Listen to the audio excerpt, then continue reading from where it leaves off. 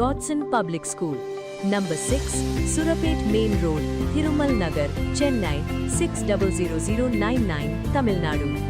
திருவாரூர் மாவட்டம் மன்னார்குடி மேலப்பாலம் அருகே சாலை ஓரத்தில் நகராட்சி நிர்வாகம் குப்பைகள் மற்றும் இறைச்சி கழிவுகளை கொட்டியதை கண்டித்து பொதுமக்கள் சாலை மறியல் போராட்டத்தில் ஈடுபட்டனர்.